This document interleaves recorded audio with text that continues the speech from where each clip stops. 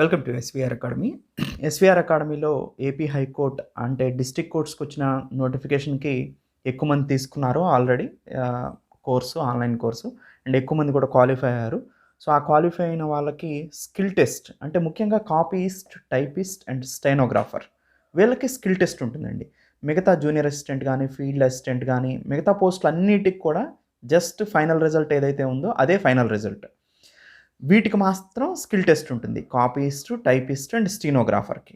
So వీటికి ఎలా skill test ఉంటుంది అనేది ఒక్కసారి ఇంతకుముందు మన ప్రీవియస్ స్టూడెంట్ అండ్ ఎస్వీఆర్ అకాడమీలో క్వాలిఫై అయినటువంటి ఎస్వీఆర్ అకాడమీ నుంచి క్వాలిఫై అయ్యారు. సో ఆయన ఎక్స్పీరియన్స్ని మీకు చెప్తారు. సో అది మీకు క్లియర్గా అర్థమవుతుంది, ఒకసారి వినండి. సార్ కాపీయిస్ట్కి టైపిస్ట్కి ఒకే ఎగ్జామ్ సార్.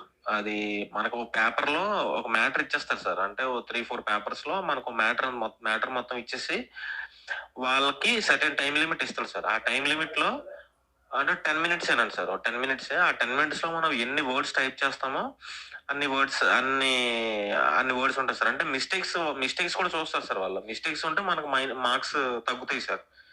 అది రెండిటికి ఒకటే సార్. టైపిస్ట్ కి కాపీస్ట్ కి ఒకే ఎగ్జామ్. ఇంతే సార్. టైపిస్ట్ కి కాపీస్ట్.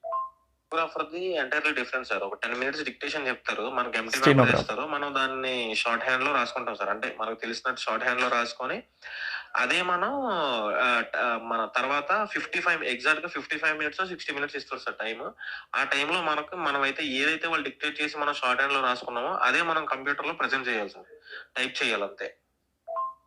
మనం రాసిన ప్రతి స్కిల్ టెస్ట్ వాళ్ళు line to line, pin to pin, word to word check చేస్తారు సార్. అది దాంట్లో మైనస్ మార్క్స్ ఉంటాయి. అంటే మైనస్ మార్క్స్ కాదు, అది తగ్గిపోతాయి సార్ మార్క్స్. అలా ప్రతి రాంగ్ కి మార్కులు తగ్గిపోతాయి. ఎవరైతే బాగా పెర్ఫామ్ చేస్తారో వాళ్ళు నెక్స్ట్ లిస్ట్లో ఫైనల్ లిస్ట్లో ఉంటారు సార్.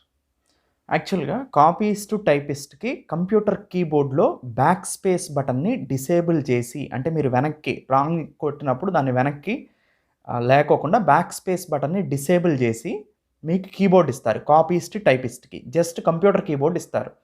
మీకు ఒక పేపర్లో ప్యాసేజ్ ఇస్తారు. ఆ లీగల్కి సంబంధించిన ప్యాసేజెస్ ఎక్కువగా ఉంటాయి. ఆ ప్యాసేజెస్ని మీరు టైప్ చేయాలి. సో ఒక్కసారి మీరు టైప్ చేసింది ఫిక్స్ అయినట్టే, మీరు దాన్ని ఎరేజ్ చేయలేరు.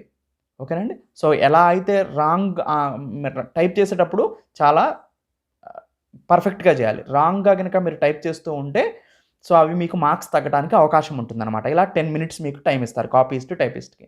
స్టెనోగ్రాఫర్ మాత్రం ఆల్రెడీ చెప్పారు కదా, ఒకసారి ఆడియోని మళ్ళీ వినండి, మీకు అర్థమైపోతుంది. Thank you.